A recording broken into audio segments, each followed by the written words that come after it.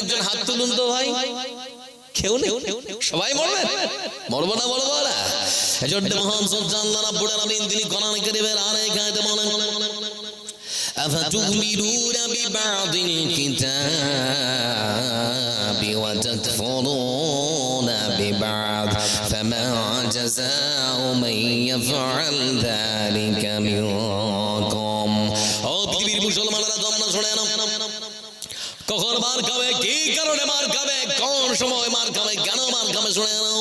মহান সত্তা আল্লাহ রাব্বুল আলামিন তিনি কোরআন কারীমের মধ্যে সুন্দর করে বলেছেন, মুসলমান যখন তোমরা আমার কোরআনের কিছু অংশ মানবে আর কিছু অংশকে ছেড়ে দেবে, মন চাইলে তো কিছুটা মানলেন, মন চাইলে তো কিছুটা ছেড়ে দিলেন, এরকম যদি হয়, এইরকম যদি তোমাদের কালচার হয়, ব্যবহার হয়, তাহলে পরে শুনে নাও, আমি মহান সত্তা আল্লাহ রাব্বুল আলামিন তোমাদেরকে পৃথিবীর বুকে মুসলিমদের কাছে মার খাওয়াবো।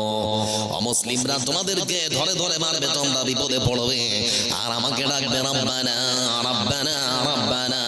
আমি আল্লাহ সেই দিন তোমাদের কোনো ডাকে সাড়া দেব না।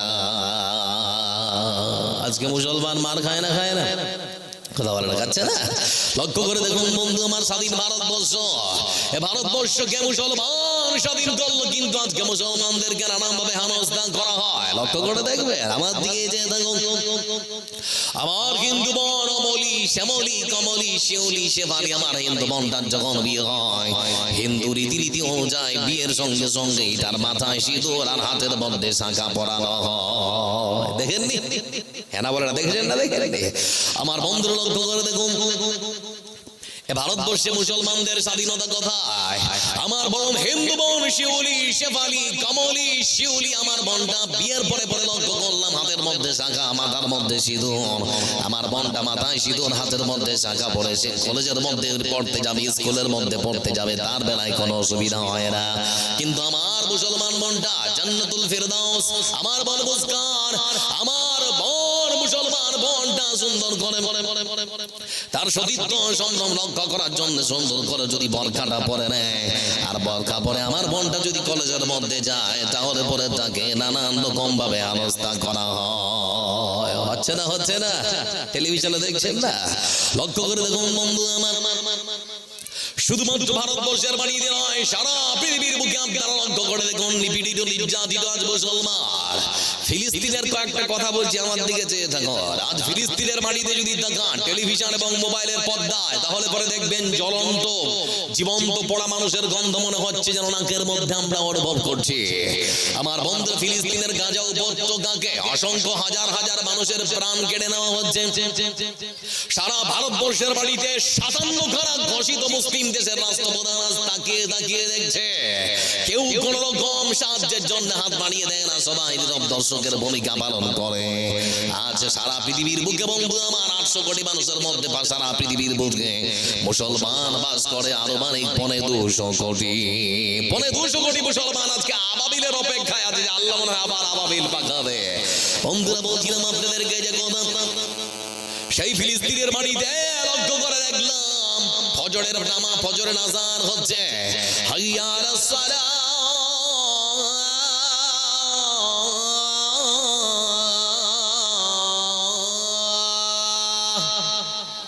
নামাজ শেষ হয়ে গেল, কিছুক্ষণ পরে রাস্তার ধারে দেখা যাচ্ছে ভিডিওর মধ্যে একজন সদ্য বিবাহিতা নারী, একজন সবে বিয়ে হয়েছে এমন একজন নারী, সে বড় একটা কাঁধে ব্যাগ নিয়ে আর পাথরের রাস্তার ধারে যে ওই যে গিটিগুলো বড় বড় দেখেন না, হ্যাঁ বলে দেখেননি, বড় বড় পাথরগুলো ব্যাগের মধ্যে কুড়োচ্ছে।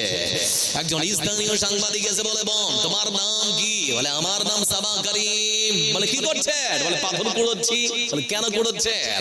বলে পাথর কুড়োচ্ছি এজন্য আমাদের হাতে তো রাইফেল নেই, বোমা নেই, পিস্তল নেই, কোন রকম মিসাইল নেই, আমাদের প্রতিপক্ষ শত্রুপক্ষকে প্রতিহত করার জন্য তাদের সঙ্গে আমরা যুদ্ধ করবো, সেরকম তো আমাদের কোন রকম ব্যবস্থাপনা নেই, সেজন্য পাথর গুলো কুড়িয়ে রেখে আমাদের ব্যাগের মধ্যে ভরে রাখছি, প্রয়োজন হলে পরে সেটাও কাজে লাগাতে পারবো, সেজন্য পাথর কোড়ার যুদ্ধে সামিল হয়েছি। তো আমার বোনের হাতের মধ্যে দেখছে দগদগে মেহেদি, মানে সদ্য বিয়ে হয়েছে। তাকে তখন জিজ্ঞেস করছে, বোন তোমার বিয়ে হয়েছে নাকি? বলে হ্যাঁ। কবে? তো বলে গতকালকে আমার বিয়ে হয়েছে। বলে আপনি পাগল মহিলা তো, আপনার গতকালকে বিয়ে হয়েছে আর আপনি আজকে পাথর ঘোড়ার যুদ্ধে শামিল হলেন কেন? আপনার তো উচিত ছিল স্বামীর সঙ্গে বাসর রাতে মধুর সময়গুলো কাটানো, স্বামীর সঙ্গে চটক মিষ্টি ঝাল যে গল্পগুলো হয় বাসর রাতে সেগুলো করে স্বামীর সঙ্গে সময় কাটানোর প্রয়োজন ছিল। কিন্তু কি আশ্চর্য মহিলা, আপনি আপনার স্বামীর সঙ্গে মধুর সময় না কাটিয়ে আপনি ফজরের নামাজ শেষ করে রাস্তার দাঁড়িয়ে পাথর কুড়োচ্ছেন। আপনার মতো পাগল কেউ আছে? আমার বোন সামা করিম তখন উত্তর দিচ্ছে, ভাই আমার শুনে রাখুন, আমি হচ্ছে ইসলামের ইতিহাসে প্রথম শহীদ মহিলার উত্তরসূরি, যার নাম হচ্ছে বন্ধু আমার সুমাইয়া রাদিয়াল্লাহু তাআলা আনহা। তিনি বলছেন, ভাই আমার দেশের, আমার এলাকার, আমার গ্রামের মানুষদের, নিরীহ মানুষদের প্রাণ কেড়ে নেবে, আর আমি সামা করিম রাতের অন্ধকারে আমার স্বামীর সঙ্গে বাসর রাতে সুন্দর মুহূর্তগুলো কাটাবো, এটা আমার পক্ষে কখনো সম্ভব হতে পারে না। তবে বলতে যাচ্ছে আমার সাংবাদিক ভাই সব, পৃথিবীর বুকে যদি বেঁচে থাকি তাহলে আমার বিশ্বাস আমার স্বামীর সঙ্গে বাসর রাত হবে এই পৃথিবীতে, আর যদি বেঁচে না থেকে শহীদ হয়ে যায় তাহলে পরে আমার বিশ্বাস আমার স্বামীর সঙ্গে আমার বাসর রাত হবে আল্লাহর জান্নাতে। পাশেই একটা ছোট্ট বাচ্চা দাঁড়িয়ে ছিল, বয়সটা 10 বছর হবে। ওকে জিজ্ঞেস করছে, বাবু তুমি নামাজ পড়ো? তো বলে হ্যাঁ নামাজ তো পড়ি। তো বলে দিন রাত্রের কবার নামাজ পড়ো? আচ্ছা আমরা কয়বার পড়ি? তো ছোট্ট বাচ্চা উত্তর দিচ্ছে, আমরা 6 বার পড়ি। বলে 6 বার? নামাজ তো হচ্ছে ফজর জোহর আসর মাগরিবের ইশা, তো 6 বার কেমন করে হয়? ছোট্ট বাচ্চা তখন উত্তর দিয়ে বলে, চাচা ওটা আপনাদের জন্য ফজর জোহর আসর মাগরিব আর ইশা, আমাদের জন্য একটা বেশি, সেটা হচ্ছে জানাজা। সংবিধানে রাষ্ট্র ধর্ম নিরপেক্ষ বলে, তোমার কেন চলে রে বন্ধু, তোমার কেন চলে, তোমার কেন চলে রে বন্ধু, তোমার কেন চলে। ইসলাম হলো শান্তির ধর্ম, আছে সুবিচার, অন্য ধর্মের প্রতি কবু করে না বিচার। ইসলাম হলো শান্তির ধর্ম, আছে সুবিচার, অন্য ধর্মের প্রতি কবু করে না বিচার। মিলেমিশে থাকার কথা, মিলেমিশে থাকার কথা নবী দিয়েছেন বলে, তোমার কেন চলে রে বন্ধু, তোমার কেন চলে, তোমার কেন চলে রে বন্ধু, তোমার কেন চলে। আছে নিষেধ ধর্ম নিয়ে করা বাড়াবাড়ি, না জানিলে কোরআন খোলে দেখো তাড়াতাড়ি, যার ধর্ম সে করবে পালন, যার ধর্ম সে করবে পালন, কোরআনেতে বলে, তোমার কেন চলে রে বন্ধু, তোমার কেন চলে, তোমার কেন চলে রে বন্ধু, তোমার কেন চলে। লিল্লাহে তাকবীর। আপনাদের কারো মন খারাপ নাকি? আরেকবার নারায়ে তাকবীর। বলছিলাম বন্ধু আমার জন্য আজকে মুসলমান চারিদিকে শুধুমাত্র পীড়িত নির্যাতিত, চারিদিকে মুসলমান মার খায়, তার কারণ মহান সত্য আল্লাহ রাব্বুল আলামিন। তিনি বললেন, মুসলমান যখন আমার কোরআনকে নিয়ে তোমরা নানান ভাবে কোরআনের আইনগুলোকে মানবে, মন চাইলে মানবে আর মন চাইলে ছেড়ে দেবে, তখনই অমুসলিমরা তোমাদেরকে ধরে ধরে মারবে। আজকে উদ্ভট জীবন যাপন লক্ষ্য করে দেখুন বন্ধু আমার, পৃথিবীর বুকে ইসলাম মানুষকে শিক্ষা দিল সততা, নম্রতা, ভদ্রতা, মানবতা। ইসলামের সৌন্দর্য যদি দেখেন, আচ্ছা যারা বসে আছেন একটা প্রশ্ন করছি, কোনোদিন শুনেছেন আল্লাহু আকবার বলে একজন হিন্দুর মাথায় বাড়ি দিয়েছে কেউ? কথা বলে না, দিয়েছে এরকম শুনেছেন?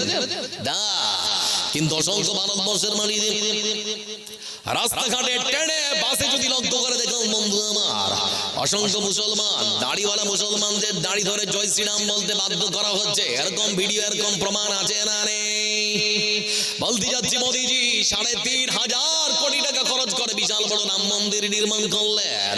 রাস্তা ধারে, রাস্তার বিভিন্ন রাস্তার মোড়ে চচ্চড়ে কিংবা ট্রেনে বাসে মুসলমানদের দাড়ি ধরে তাদেরকে যদি এই মতো করে হেনস্থা করে জয় শ্রীরাম ধ্বনি দিতে বাধ্য করবেন, তাহলে পরে আপনার ধর্মের সম্মান বাড়লো না কমলো? প্রশ্নের উত্তর জানার জন্য আপনার কাছে একটু অনুরোধ থাকলো। আচ্ছা বলুন তো, কোনদিন আল্লাহু আকবার বলতে কোন হিন্দু ভাইকে আমরা বাধ্য করেছি আজ পর্যন্ত? আচ্ছা ভাই বলেন, বাধ্য করেছি না? ইসলামের সৌন্দর্য যদি আপনাদেরকে দেখায় তাহলে পরে অবাক হয়ে যাবেন। মুসলমান কিংবা ইসলাম কখনো মারপিটে বিশ্বাসী নয়। ইসলাম কখনো মারপিটের শিক্ষা দিতে পারে না। এজন্য রাসূল সাল্লাল্লাহু আলাইহি ওয়াসাল্লাম তিনি সুন্দর করে বলেন, আল মুসলিম মান সালিমাল মুসলিমুন মিন লিসানিহি ওয়া ইয়াদিহি। মুসলমান তাকে বলা হয় যার হাত আর মুখ থেকে তার প্রতিবেশী কোনো রকম কখনো কষ্ট পায় না। আপনি নিজেকে কখনো মুসলমান মনে করবেন, আপনার মুখ থেকে কাউকে গাল দেবেন না। আপনার হাতে শক্তি আছে, আপনার বংশের জোড় আছে, লাঠি বেশি আছে, আপনি কাউকে মারবেন না। মুখ আর হাত থেকে যদি আপনার প্রতিবেশী নিরাপদ থাকে, আল্লাহ রাসূল বলেন তাকেই মুসলমান বলা হয়। লক্ষ্য করে দেখুন বন্ধু আমার, বিশ্ব নবী সাল্লাল্লাহু আলাইহি ওয়াসাল্লাম তিনি আরেকখানা হাদিসে সুন্দর করে বলেন, মাইয়াদমাল্লি মা বাইনা লিহিয়াইহি ওয়া মা বাইনা রিজলাইহি আযমান লাহুল জান্নাহ। রাসূলুল্লাহ সাল্লাল্লাহু আলাইহি ওয়াসাল্লাম তিনি সুন্দর করে হাদিসের মধ্যে বিবরণ দিয়েছেন, ও পৃথিবীর মুসলমানেরা শুনে নাও, তোমরা পৃথিবীর বুকে যদি দুটো জিনিসের দায়িত্ব নিতে পারো, এই মুখ আর লজ্জাস্থানের, তাহলে পরে আমি পৃথিবীর সর্বসেরা মুহাম্মদ সাল্লাল্লাহু আলাইহি ওয়াসাল্লাম তোমাদের জন্য আল্লাহর জান্নাতের দায়িত্ব নিয়ে নেব। সুবহানাল্লাহ বলবেন না? কথা বলে না। আচ্ছা দুটো জিনিস, মুখ, বাবু কথা আস্তে আস্তে আস্তে কথা আস্তে, মুখ আর লজ্জাস্থান, এই দুটো জিনিসের দায়িত্ব যদি নিতে পারেন তাহলে জান্নাত। এই হচ্ছে ইসলামের সৌন্দর্য। মারপিট ইসলাম কখনো বিশ্বাসী হতে পারে না। ইসলামের সৌন্দর্য যদি আপনাকে দেখাতে চাই বন্ধু আমার, আরেকখানা হাদিস, লাউলা আশুকা আলা উম্মতি আলাইকা বিসওয়াক। কইরে খাদিতে কইরে আমার, এসেছে নতুন বদর, কথা সেই দিকে বিজয় নবীন মুজাহিদ। এখনো কি গাইতে হবে ঘুম ভাঙানো গীত, এখনো কি গাইতে হবে ঘুম ভাঙানো গীত। কইরে খাদিতে কইরে আমার, এসেছে নতুন বদর, কথা সেই দিকে বিজয় নবীন মুজাহিদ। এখনো কি গাইতে হবে ঘুম ভাঙানো গীত, এখনো কি গাইতে হবে ঘুম ভাঙানো গীত। মসজিদের ওই কোণে বসে তাসবিহ নয় রে আর, তোর হাতে এখন মানায় শুধু ঝকঝকে তলোয়ার। ওই জালিমের গর্দান নিচে আয় রে মুজাহিদ। এখনো কি গাইতে হবে ঘুম ভাঙানো গীত, এখনো কি গাইতে হবে ঘুম ভাঙানো গীত। লিল্লাহি তাকবীর। লক্ষ্য করে দেখুন বন্ধু আমার, ইসলামের সৌন্দর্যের কথা বলতে গিয়ে পৃথিবীর সর্বসেরা মহামানব তিনি বললেন, লাউলা আন আশুকা আলা উম্মতি আলাইকা বিসওয়াক। আমি যদি আমার উম্মতের উপরে ভারী না মনে করতাম, তাহলে পরে আমি আমার প্রত্যেক উম্মতদেরকে হুকুম দিতাম তারা যেন নামাজের পূর্বে ওযুর সময় সুন্দর করে দাঁতগুলোকে ব্রাশ করে নেয়। আমার বন্ধুরা, যে মানুষ দাঁত মাজে না, ব্রাশ করে না, তার মুখ থেকে দুর্গন্ধ আছে না রে? কথা বলেন না, আছে না নেই? এজন্য দেখবেন পৃথিবীর বুকে পায়খানার গন্ধ একরকম, পেশাবের গন্ধ একরকম, কিন্তু মুখের দুর্গন্ধ তার থেকে বেশি না কম, অনেক বেশি লাগে। আমার বন্ধুদের জন্য ইসলাম কত সুন্দর। ইসলাম পৃথিবীর বুকে মানুষ উদার ধর্মনীতির শিক্ষা দেয়। এজন্য বিশ্ব নবী সাল্লাল্লাহু আলাইহি ওয়াসাল্লাম মসজিদ নববীর মধ্যে নামাজ পড়েছেন, নামাজ পড়িয়েছেন। তো পিছনে দেখছেন সাহাবীরা কেমন কেমন ভাগ কথা বলছে, কে আর কিছু বলছে। তো আল্লাহ রাসূল বলেন কি ব্যাপার?